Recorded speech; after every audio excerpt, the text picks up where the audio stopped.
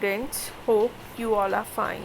तो स्टूडेंट्स, हमने अपना HRM का लास्ट चैप्टर जो कि परफॉर्मेंस अप्रेजल है एंड पोटेंशियल अप्रेजल वो स्टार्ट लिया हुआ था और उसके अंदर हम कुछ एक पोर्शन कवर अप कर चुके थे।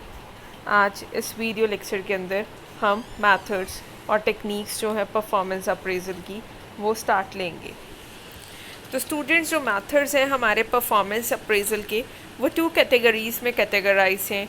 The very first one is the traditional, ठीक है, ट्रेडिशनल मेथड्स, और नेक्स्ट जो है हमारे कौन से हैं, मॉडर्न मेथड्स। तो स्टूडेंट्स, आज इस वीडियो लेक्चर के अंदर हम कुछ एक ट्रेडिशनल मेथड्स कवर अप करेंगे और रिमेनिंग मेथड्स अपनी आने वाली वीडियो लेक्चर के अंदर करेंगे। तो without wasting your much time, let us start with first traditional method, that is ranking method. Students, अगर रैंकिंग मेथड की बात करें तो रैंकिंग मेथड जो है हमारा एक सिंपलेस्ट और ओल्डेस्ट मेथड है परफॉर्मेंस अप्रेजल का। Under this method employees are assigned ranks on the basis of their job performance. It is considered the employees and his performance as whole and assign him suitable rank. बच्चे, इसके अंदर जो हम person की performance है उसको किस प्रकार से इवेलुएट करते हैं, जो भी पर्सन ने जिस प्रकार से भी परफॉर्म किया है हम उसकी परफॉर्मेंस के बेस पर उसको रैंक्स अलॉट कर देते हैं. If he has perform really very well in that particular case he will be assigned the top most rank as compared with if a person has not perform so well तो उसे क्या दिया जाएगा, lower ranking मिलेगी.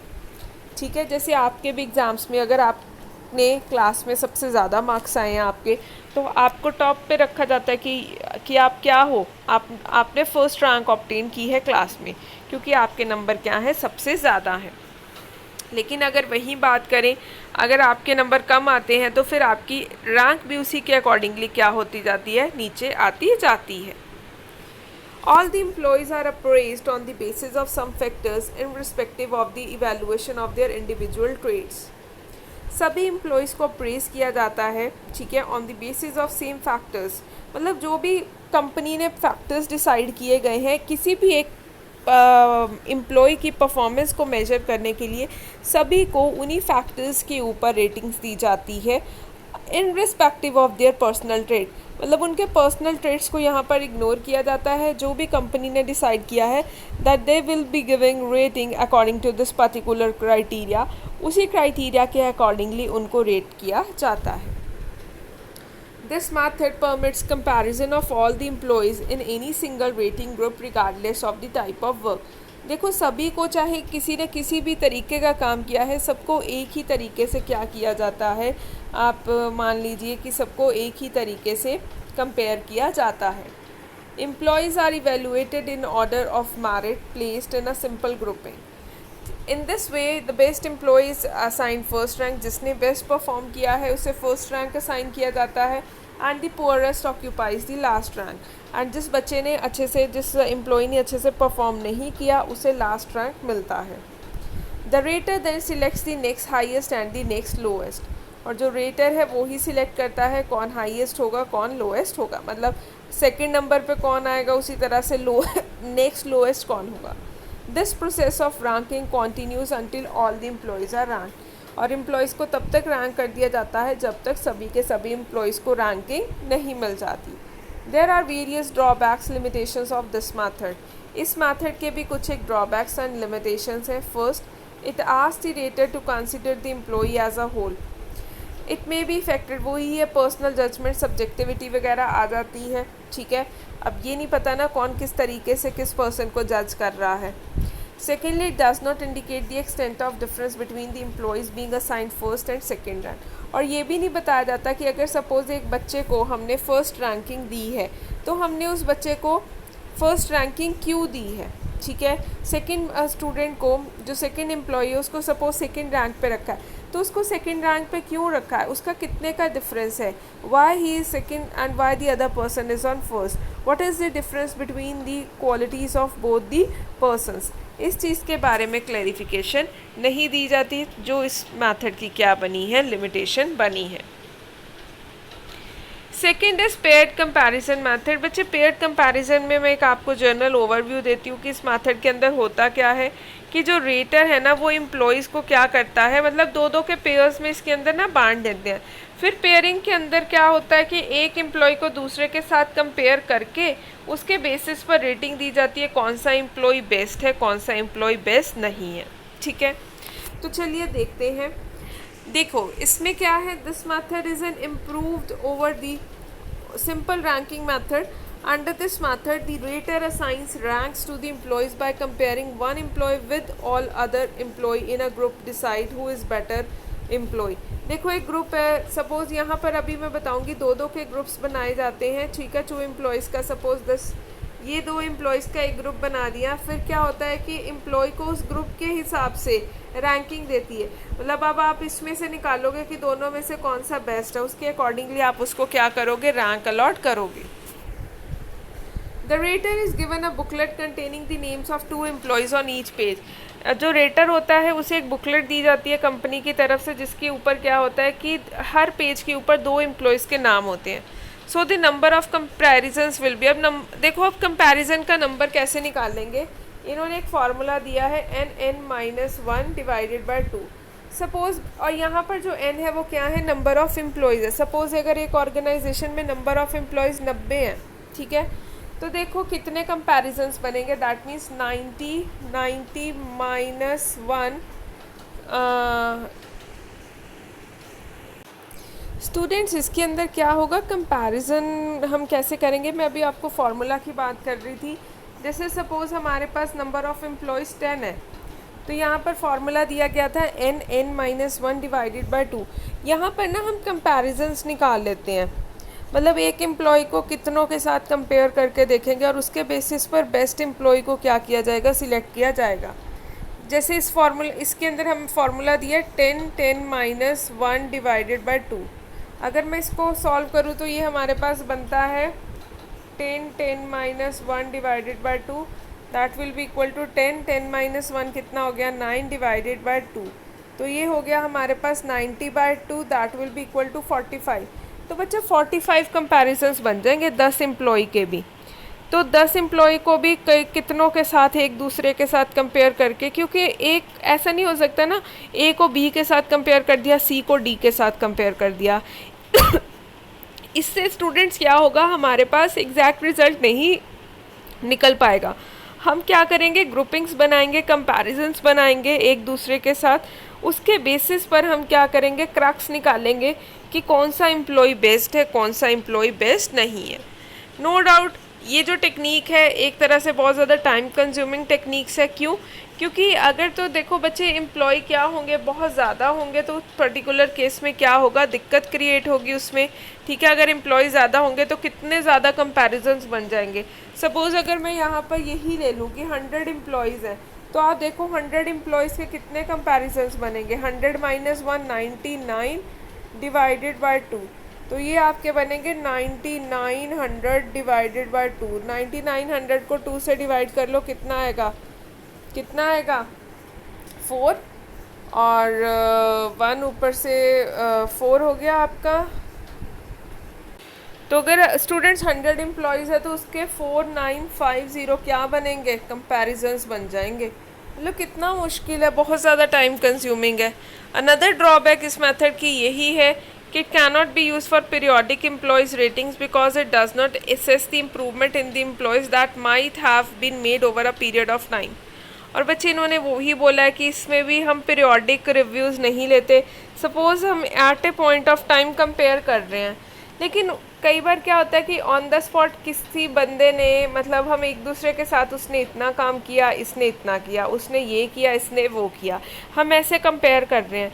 लेकिन suppose एक particular point of time में किसी के क्या प्रॉब्लम है जिसकी वजह से वो अच्छे से परफॉर्म नहीं कर पाया, उस चीज़ को हम इग्नोर करते हैं, हम पीरियोडिक रिव्यू नहीं करते। मे बी आने वाले वक्त में वो सुधार कर ले या उसकी पहले बहुत अच्छी परफॉर्मेंस रही हो, due to some circumstances in his personal life और at work place he is not able to perform well, तो जिसकी वजह से उसकी जो रेटिंग्स है वो क्या होगी, डाउन होगी, और हमने इसके अंदर पीरियोडिक रिव्यू भी नहीं किया। तो ये थी कुछ एक बच्चे इसकी ड्रॉबैक्स।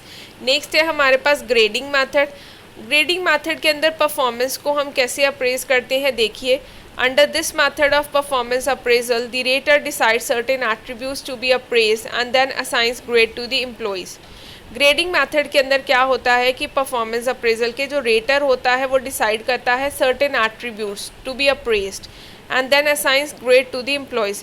इसके अंदर ना कुछ एक एट्रीब्यूट्स हैं, मतलब वो ना जो रेटर होता है, जैसे कोई भी सीनियर हो गया, उसने कुछ एक एट्रीब्यूट्स डिसाइड कर लिए कि मेरे को ना ये सारे के सारी एट्रीब्यूट्स का मतलब है क्वालिटीज़ है जो एम्प्लॉयज़ के अंदर मेरे को क्या करनी है, इवैल्यूएट करनी है, और उसके बेसिस पर वो क्या दे देता है, एम्प्लॉयज़ को ग्रेड दे देता है. These attributes are finalised very carefully. बहुत केयरफुली इन एट्रीब्यूट्स को, इन क्वालिटीज़ को क्या किया जाता है, फाइनलाइज्ड किया जाता है. जैसे ये एट्रीब्यूट्स आगे जॉब नॉलेज हो गया, डिपेंडेबिलिटी हो गया, लॉयल्टी हो गया, मतलब ये एम्प्लॉयज़ के ना ये क्वालिटीज़ फिक्स कर देते हैं. उस क्वालिटी के बेसिस पर ये क्या करते हैं, एम्प्लॉयज़ को रेटिंग देते हैं. ठीक है. नेक्स्ट आता है रेटिंग स्केल और ग्राफिक रेटिंग स्केल. बच्चे ग्राफिक रेटिंग, और देखो ये मैं आपको डायग्राम से ही बताती हूँ, बड़ा इजी मेथड है ग्राफिक स्केल और ग्राफिक रेटिंग स्केल. इसके अंदर क्या होता है, जैसे ये क्वालिटीज़ है ना, job knowledge, quality of work, quantity of work, इनका ना सभी क्वालिटीज़ का ना ये इस तरीके से ये स्केल बना लेते हैं. इसके अंदर सब कुछ वो लिखते हैं, जैसे मतलब इनको रेटिंग्स दे दी. जैसे जॉब नॉलेज के इन्होंने 5 क्राइटेरियाज बना दिए. पुअर इन जॉब नॉलेज हो गया, या जिसको मोर जॉब नॉलेज, मतलब जिसको थोड़ी रिक्वायरमेंट है जॉब नॉलेज की, जिसको बिल्कुल भी नहीं है, जिसकी जॉब नॉलेज सेटिस्फैक्ट्री है, हाँ काम चला हुआ है, मतलब इतना है कि वो काम कर लेता है, या किसी को जॉब नॉलेज बहुत ज़्यादा है, या किसी की एक्सेप्शनली है, मतलब जितनी चाहिए उससे भी बहुत ज़्यादा है उससे नॉलेज. तो उसके बेसिस पर जब हम पर्सन्स को एग्ज़ामिन करेंगे, इसके हिसाब से रेटिंग देते जाएंगे कि पर्सन की, सपोज़ कोई पर्सन है, उसकी जॉब नॉलेज गुड है, मतलब कि उसको ठीक है, ठीक ठाक आता है उसे, मतलब जॉब के बारे में सही से नॉलेज है, तो उसको ये रेटिंग दे दी.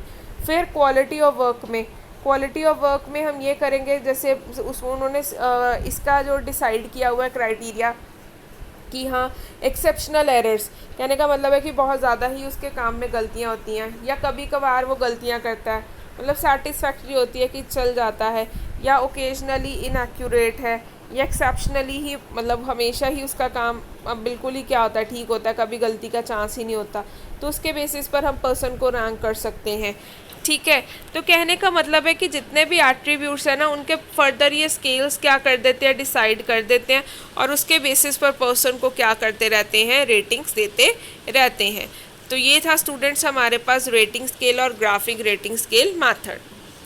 नेक्स्ट आ जाता है चेकलिस्ट मेथड. स्टूडेंट चेकलिस्ट के अंदर वो क्या करते हैं कि इसके अंदर जो रेटर होता है वो एम्प्लॉय की परफॉर्मेंस को मेजर नहीं करता. उसके पास ना एक चेकलिस्ट होती है जिसके अंदर क्वेश्चंस होते हैं. ठीक है. और he is given a list of some specific statements. उसके पास एक लिस्ट होती है जिसको चेकलिस्ट बोलते हैं. उसके अंदर स्पेसिफिक स्टेटमेंट्स होती हैं जो एक एम्प्लॉय की परफॉर्मेंस को क्या करती हैं, डिस्क्राइब करती हैं. फिर रेटर क्या करता है, इन स्टेटमेंट्स को इवैल्यूएट करता है, और उसे जो लगता है एक पर्टिकुलर पर्सन के बारे में, वो उसके हिसाब से उन क्वेश्चंस का आंसर परफॉर्म करता है. जैसे देखो ये चेकलिस्ट है, सपोज़ ये एम्प्लॉय है, एम्प्लॉय नेम इज़ रमन. ठीक है. एक एम्प्लॉय है जिसका नाम है रमन, और वो है सेल्स डिपार्टमेंट में सुपरवाइज़र. तो उसकी सुपरवाइज़र हमने क्वेश्चंस बना दिए कि जो एम्प्लॉई है क्या वो रेगुलर है अपनी जॉब में. तो जो भी उसका मैनेजर होगा वो येस या नो में आंसर दे देगा. Yes he is regular. Does the employee behave nicely with his colleague. क्या वो अपने साथियों के साथ अच्छे से बिहेव करता है रमन. तो उसके बेसिस पे उसके अगर लड़ाई झगड़े, सपोज़ वो उसके थोड़े से कॉन्फ्लिक्ट्स रहे हैं, तो हम ये कह सकते हैं येस और नो. सपोज़ अगर ही हैज़ नॉट मतलब कि उसके बहुत ज़्यादा क्या हुए हैं, आप कह लीजिए कॉन्फ्लिक्ट्स हुए, तो हम लिख सकते हैं no he has not behave nicely with his colleagues. Is he helpful to his fellow workers. हाँ सपोज़ उसका कोई इंसिडेंट है, उसने बहुत अच्छे से किसी की हेल्प करी, किसी को कोई प्रॉब्लम थी, किसी का एक्सीडेंट हो गया, तो he has really helped a lot. उसने बहुत ज़्यादा हेल्प करी उस पर्सन की, तो हम बोल सकते हैं yes he is really very helpful for his fellow members. तो ये होता है चेकलिस्ट मेथड कि इसके अंदर क्या होगा बच्चे, क्वेश्चंस होंगे और उनके आंसर्स होंगे. तो जो रेटर होगा वो पर्सन को चेकआउट करके, उसकी परफॉर्मेंस को चेकआउट करके उन आंसर्स के जो उन क्वेश्चंस हैं उनके वो आंसर्स देगा. तो ये होता है आपका चेकलिस्ट मेथड. अभी जो इस वीडियो लेक्चर के अंदर हम आज लास्ट मेथड करेंगे वो है हमारा forced choice method. Forced choice method क्या है? एक हमारा अनदर ट्रेडिशनल मेथड है परफॉर्मेंस अप्रेजल का। ये वर्ल्ड वॉर सेकेंड के बाद में बना था। इस मेथड के अंदर large number of descriptive statements in groups are prepared in relation to some job performance activity. Each group may consist of either 4 statement or 5 statement related to specific job performance factor. In case of 4 statements, 2 statement. देखो बच्चे, forced choice method में मैं simple अगर तुम्हें भाषा में बताऊँ तो क्या है ये ना, जो मेथड है ना, सपोज कोई पर्टिकुलर जॉब है, ठीक है, इसके अंदर ना हम जॉब के वही स्टेटमेंट्स बना लेते हैं। एक काम है, जॉब का मतलब है काम, जॉब की हमने क्या बना ली? स्टेटमेंट्स बना ली।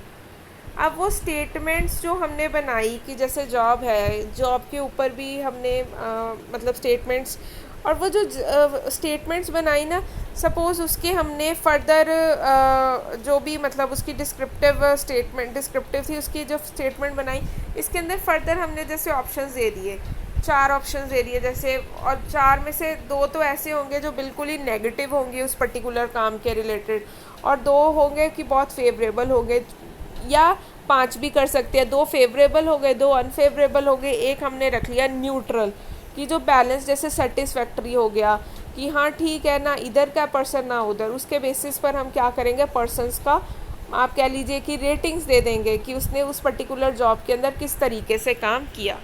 तो ये होता है आपका फोर्स्ड चॉइस मेथड। तो स्टूडेंट्स, अभी हमने 6 कर लिए हैं अपने ट्रेडिशनल मेथड्स। ठीक है, कौन कौन से ट्रेडिशनल मेथड्स आज हमने कर लिए हैं? फर्स्ट हमने करा रैंकिंग मेथड, फिर पेयर्ड कंपैरिजन मेथड किया, फिर ग्रेडिंग मेथड किया, फिर रेटिंग स्किल्स किया, चेकलिस्ट किया, फोर्स्ड चॉइस किया।